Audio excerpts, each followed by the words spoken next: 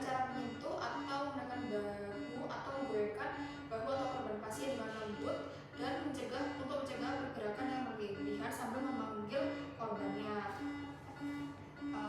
Pak, apakah Anda baik-baik saja? Dengan suara keras sambil tepuk-tepuk.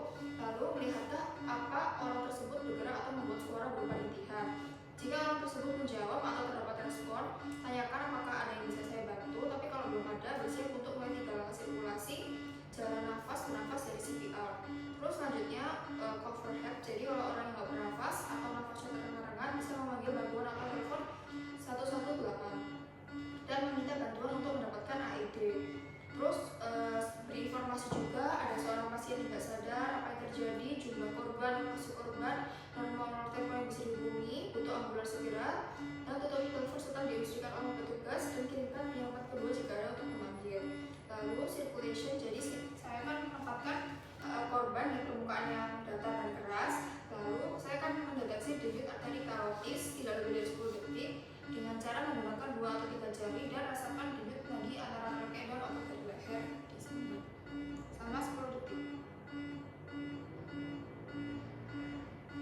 Baik, apabila pasien dengan henti jantung atau arteri karotis yang tidak teraba harus dilakukan penekanan dada atau chest compression.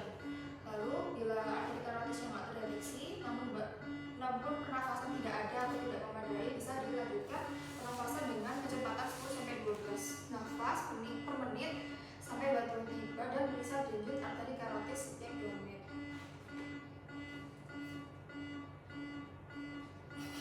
Kok aneh? Gimana caranya sih pura-pura ya? Lalu diperiksa arteri karotisnya setiap 2 menit.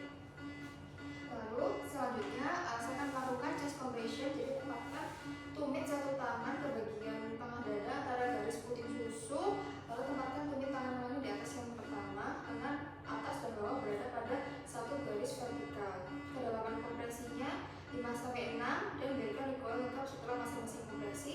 Berikan 30 penekanan dengan kecepatan minimal 100 kali per menit. Kompresi dilakukan dengan kuat dan cepat.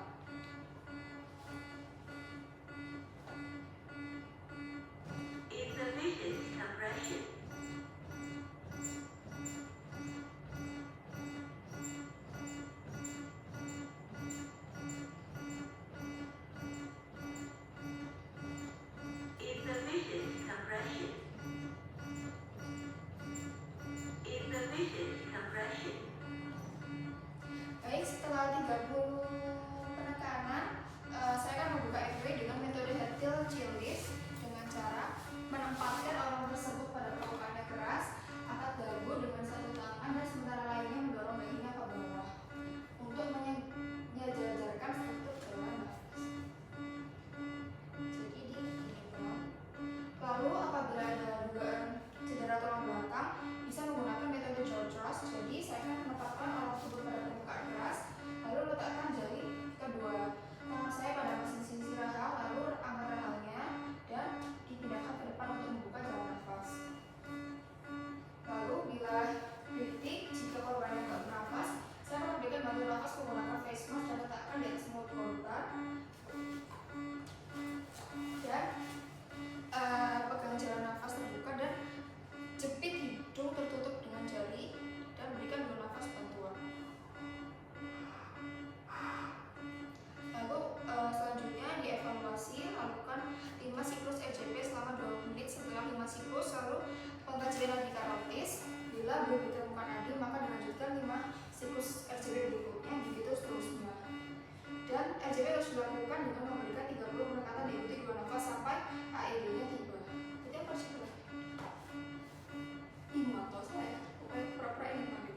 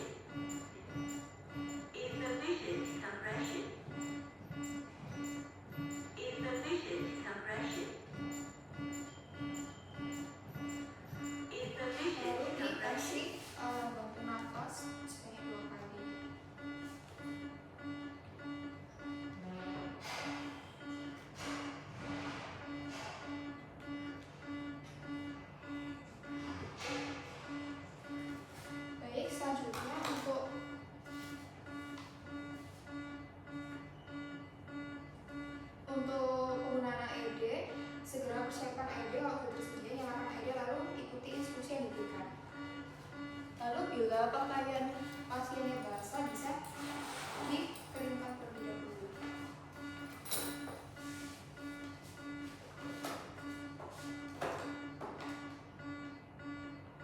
Lalu saya akan pasang AED di tepi dada kiri bagian bawah dan dada kanan di bawah clavicula.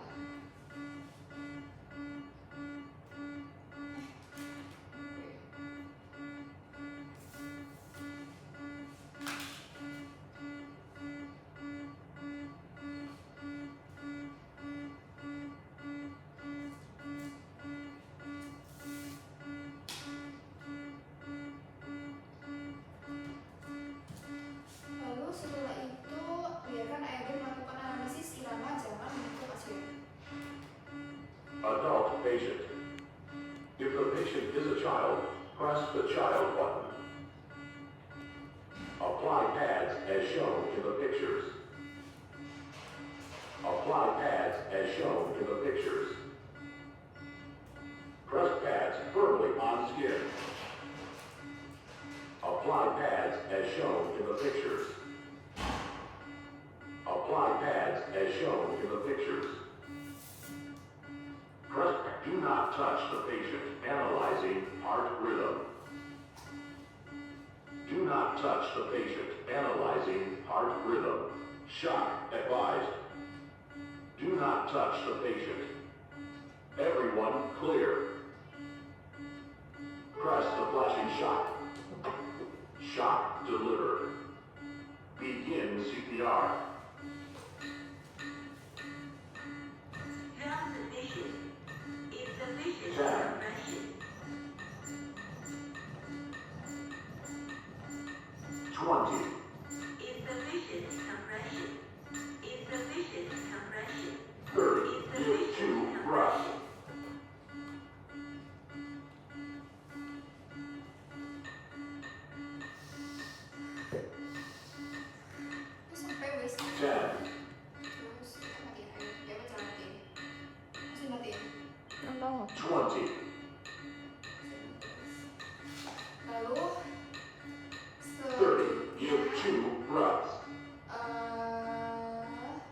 Jika AED menganalisa